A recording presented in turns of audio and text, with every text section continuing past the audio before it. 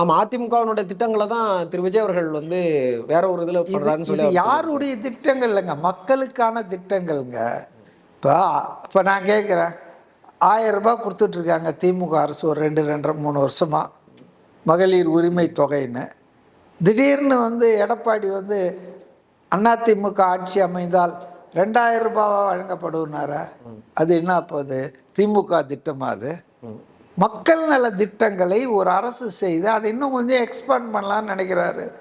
அது தப்பு கிடையாது. அதே போல தான் 2000 ரூபாய் அப்படின்னு இவர் சொன்னதை ஒரு மளிகை சாமான் ப்ரொவிஷன் வாங்கிறதுக்காவது பயன்படட்டுமே ஒரு நடுத்தர குடும்பத்தில். இந்த 1000 ரூபாய் இதெல்லாம் ஒன்றும் யூஸ் ஆகாது, பிரயோஜனம் இல்லை. ஏன்னா விலைவாசி விற்கிறதுக்கு 500 ரூபாய் மாற்றினா புஷ்ஷுன்னு போயிடுது, நமக்கே தெரியும். அதனால் 2500 ரூபாய் என்பது ஒரு நல்ல தொகை தான். ஒரு குடும்பத்துக்கு 1000லேருந்து 2500, 2000லேருந்து 2500. அப்போது அது வந்து நல்ல விஷயமாக தான் நான் பார்க்குறேன். நான் 2500 ரூபாய் கொடுக்கறது